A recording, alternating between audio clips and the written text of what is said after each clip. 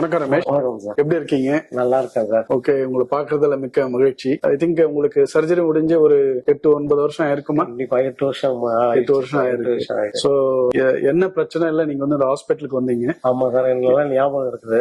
2015 அதுக்கு முன்னாடி எனக்கு வந்து ரொம்ப ஒரு 10 அடி நடக்க முடியாது, ரொம்ப மூச்சு வாங்கும், ரொம்ப வேர்க்கும். அப்ப வந்து அப்படியே கொஞ்ச நாள் போச்சு. அதான் ஒரு கட்டத்துல என்னால ஒரு நாள் தூங்க கூட முடியல. என்னால ஒரு நைட்டு சேர் சோஃபால உட்காந்துனே தூங்குனேன். அதுக்கப்புறம் பக்கத்துல ஒரு ஹாஸ்பிட்டல் போனேன். அப்ப வந்து எனக்கு ஒரு இசிஜி தான் எடுத்து பார்த்துட்டு, ரெக்கோ எடுத்து பார்த்துட்டு, இதை இங்க எங்களால உங்களுக்கு பண்ண முடியாது, நீ வேற ஹாஸ்பிட்டல் போயிடு அப்படின்னு சொல்லும்போது, அந்த ஹாஸ்பிட்டல்ல இருந்தே எனக்கு வந்து உங்களோட குளோபல் ஹாஸ்பிட்டல்ல ஆம்புலன்ஸ் வந்து அங்கிருந்தே ஒரு டாக்டர் வந்தாங்க, என்னை பார்த்து டெஸ்ட் இங்க கூட்டு வந்துறாங்க. அங்க இருந்தே சப்போர்ட் ஆக்சிஜன் சப்போர்ட்ல தான் வந்தேன். வந்த உடனே நீங்க வந்து இங்க வந்த உடனே எல்லா டெஸ்டும் எடுத்து பார்த்துட்டு ஒரு 2 நாள்லயே நீங்க வந்து சொல்லிட்டீங்க, இது வந்து வால்வு மட்டும் ப்ராப்ளம் இல்ல, இது ஹார்ட் பெருசா வீங்கி இருக்கு, ரொம்ப வீங்கி இருக்குது, இது ரொம்ப நாள் ப்ராப்ளம் போல இருக்கு, நீங்க இதை டிரான்ஸ்பிளான்ட் பண்றது நல்லதுன்னு தான் நீங்க பேசுனீங்க. அப்புறம் எங்க வீட்டுல ஆரம்பத்துல பயந்தாங்க, நானும் கொஞ்சம் பயம் இருந்தது. அது ஏன்னா இது எப்படியோ அந்த ட்ரீட்மெண்ட்னு. அதுக்கப்புறம் நீங்க தைரியம் கொடுத்து உங்க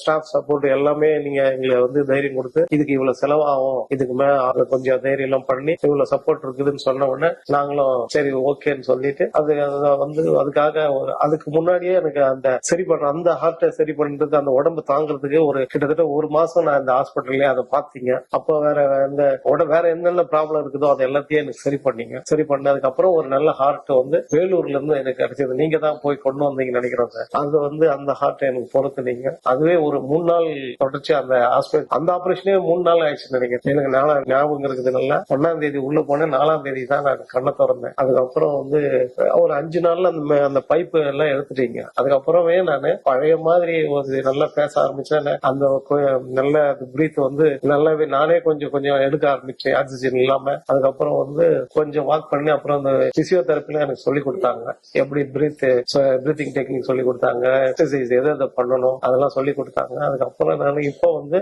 நான் 1 hour வாக் பண்றேன், 1 hour ஜாகிங் பண்றேன், சைக்கிளிங் பண்றேன், எல்லாமே பண்றேன். எல்லாம் முன்ன என்ன செய்ய முடியாததெல்லாம் இப்ப செய்யற மாதிரி எனக்கு ஃபீல் பண்றாங்க. இப்ப 50 வயசு ஆயிடுச்சு எனக்கு, நான் நல்ல ஆரோக்கியமா இருக்கிறேன். அதுக்கு முன்னாடி என்ன மாதிரி இருக்கிறவங்க என்ன மாதிரி இல்ல, அந்த சாதாரண அது வலி, இது நெஞ்செரிச்சல், இது சாதாரண இது நினைக்காம ஒரு நல்ல ஹாஸ்பிட்டல்ல பார்த்து ஒரு நல்ல ட்ரீட்மெண்ட் எடுக்கிறது நல்லதான் நான் நினைக்கிறேன். அது இந்த ஹாஸ்பிட்டல் வந்து என்ன நீங்க எடுத்து எனக்கு கேர் பண்ணிக்கிறது, உங்க ஸ்டாஃப்ங்க, உங்க பிசியோதெரபி நர்சஸ், இங்க இருக்கிற எல்லாருமே எனக்கு ரொம்ப அன்பா ட்ரீட் பண்ணி என்ன பக்காவா 1 மாசம் வச்சிருந்து, அதே மாதிரி ஆகஸ்ட் வந்து அக்டோபர்ல நான் வெளியே இருந்துச்சுங்க. 22ஆம் தேதி ஞாபகம் இருக்குது. 2 மாசம் இந்த ஹாஸ்பிட்டல்ல இருந்தேன். எனக்கு அந்த நினைவுகளாவே இருக்குது நல்லா. அதுக்கு முன்னாடி என்னால 10 அடி நடக்க முடியாது. இன்னைக்கு வந்து நான் 3 கிலோமீட்டர் 5 கிலோமீட்டர் நடப்பேன் சார் தொடர்ச்சி. அந்த மாதிரி எனக்கு ஒரு ஆரோக்கியம் இன்னைக்கு இருக்குது. அதனால யாருமே வந்து பெரிய இது வந்து ரிஸ்க் நினைக்காதீங்க. இது வந்து தேவையான இந்த ட்ரீட்மெண்ட் எடுத்துக்கிட்டு ரொம்ப நல்லதா நான் நினைக்கிறேன். நீங்களும் அந்த மறு வாழ்வை பெறுவீங்கன்னு நான் நினைக்கிறேன். ஓகே, உங்களுக்கு எது மாதிரியான ஒரு ஸ்ட்ரெஸ்ஃபுல் லைஃப் ஏதாவது இருந்ததா உங்களுக்கு? ரொம்ப கஷ்டம் சார். என்னால அப்ப வந்து என் குழந்தைங்க சின்ன குழந்தை சார், அதை கூட என்னால தூக்க முடியாது சார். என்னால இப்ப வந்து எனக்கு பெரிய பையன் வந்து ஹார்ட் ப்ராப்ளம் வந்து எனக்கு பொண்ணு வந்து 12ல தான் பிறந்தது. அப்ப வந்து 15ல தான் எனக்கு சிவியரா இருந்தது. அந்த 2 வருஷம் என் குழந்தைய தூக்க கூட முடியாது என்னால. நான் அது வந்து அப்ப நான் ஹார்ட் ப்ராப்ளம்கள் அது மொத்தம் கூட கொடுக்க முடியாது. அவ்வளவு சூழல் இருந்தது. இன்னைக்கு என் பசங்க கூட வந்து அப்ப நீங்க பாத்துருப்பீங்க, குழந்தைங்களை வேற அலோடு இல்ல இந்த ஹாஸ்பிட்டல்ல. சின்ன குழந்தைங்க 10 வயசுக்குள்ள இருக்கிறவங்களை அலோவ் பண்ணவே மாட்டேங்க, தூரந்தே பாத்துப்பீங்க. நான் பாத்துக்கிறேன்னு நீங்க சொன்னீங்க. அதே மாதிரி இன்னைக்கு அவங்க எல்லாம் பெரியவங்களா ஆயிட்டாங்க. நீங்களே பாக்குறீங்களா, அவ்வளவு பெரியவங்களா, பையன் காலேஜுக்கு போறேன் அந்த மாதிரி. ரொம்ப சந்தோஷமா இருக்கு சார். என் பழைய நிலைமையா கூட இப்ப சந்தோஷம், வாழ்க்கை திரும்ப கிடைச்சது எனக்கு. சோ உங்களுக்கு ஏதாவது ஸ்மோக்கிங் ஹேபிட்ஸ் அது மாதிரி இருந்ததா? ஸ்மோக்கிங் இல்ல, அதுக்கு முன்னாடி நான் வந்து குடிப்பேன் சார், கொஞ்சமா குடிப்பேன். நான் அந்த ட்ரிங்க்ஸ் பண்ற பழக்கம் இருந்தது. அதுக்கப்புறம் உங்க அட்வைஸ் அதெல்லாம் வந்து நீங்க அதை தொடவே கூடாதுன்னு சொல்லி அதான் தொடவே இல்லை. சோ நீங்க வந்து என்ன தொழில் பண்ணிட்டு இருந்தீங்க இந்த ப்ராப்ளம் வர்றதுக்கு முன்னால? இந்த முன்னாடி ரியல் எஸ்டேட் தொழில் தான் பண்ணிட்டு இருந்தேன் சார். ஸ்ட்ரெஸ் அதிகமா இருக்கும் அப்போ கொஞ்சம் ஸ்ட்ரெஸ் அதிகமா தான், உடம்பு ஒத்துழைக்கல. அப்ப வேற அப்போ நடுவுல கொஞ்சம் தொழிலும் கொஞ்சம் பாதிக்கப்பட்டதுனால எல்லாமே இழந்துட்டேன் நான். ஒரு இடத்துல போய் வாங்கலாம்னு பாக்கலாம்னு சொன்னா கூட என்னால முடியாது. அப்போ கொஞ்சம் அப்போ வந்து 10 அடி கொஞ்சம் தூரம் நடந்து போக முடியாது என்னால. ஒரு செகண்ட் ஃப்ளோர் ஏறி போக முடியாது. அதனாலயே நான் நடக்குது மேல் ஆபீஸ் தான் நான் போக மாட்டேன். அதனாலயே நான் நிறைய வியாபாரங்கள்ல இழந்தேன். இன்னைக்கு 4 ஃப்ளோர்னால நான் ஏக்டம்ல நடந்து போயிடுவேன் சார்.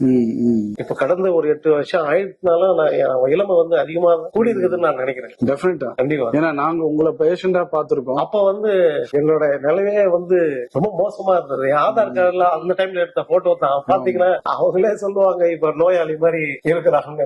ஆனா அது உண்மைதான். அப்போ இப்ப பார்த்தாங்கன்னா இப்ப நம்பவே மாட்டாங்க சார். நிறைய பேர் நான் ஒரு பேஷண்ட் சொன்னா கூட யாரும் நம்ப மாட்டாங்க. நார்மலா வந்துட்டு ரமேஷ் பாத்தீங்கன்னா இவருக்கு நாங்க சர்ஜரி பண்றப்ப இவரோட ஏஜ் வந்து 42, கிட்டத்தட்ட 8 வருஷமா இருக்கு. இப்போ வந்து அவரோட வயசு வந்து பாத்தீங்கன்னா வந்துட்டு 50 வயது ஆகிடும். சோ இவங்களோட சர்ஜரி பண்றப்ப இவங்களோட குழந்தைங்க எல்லாம் வந்து ஸ்கூலிங் பண்ணிட்டு இருந்தாங்க. இப்போ ஆல்மோஸ்ட் வந்து அவங்க காலேஜ் போயிட்டு இருக்காங்க அவங்க. சோ இன்ஃபேக்ட் வந்து அவர் அட்மிட் ஆகிற ரொம்ப சீரியஸான கண்டிஷன்ல தான் அட்மிட் ஆனாரு. இன்ஃபேக்ட் உடனே நாங்க வந்துட்டு அதுக்கு தகுந்த இன்வெஸ்டிகேஷன்ஸ் எல்லாமே பண்ணிட்டு ஹாஸ்பிட்டலுக்கு வந்துட்டு ரிஜிஸ்டர் பண்ணோம்.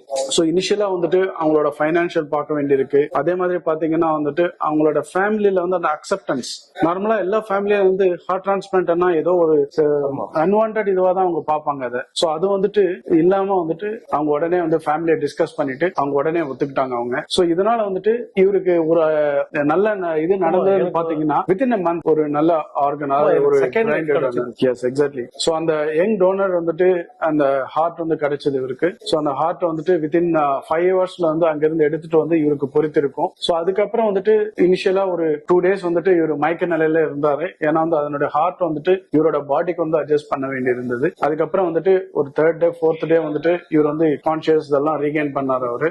சோ வித்தின் 3 weeksல வந்துட்டு எல்லாம் பர்ஃபெக்ட் ஆயிட்டு வீட்டுக்கு வந்து டிஸ்சார்ஜ் பண்ணியிருந்தோம் நம்ம. சோ இதுதான் இவரோட ஹாஸ்பிட்டலோட ஹிஸ்டரி அவரு பாத்தீங்கன்னா வந்துட்டு.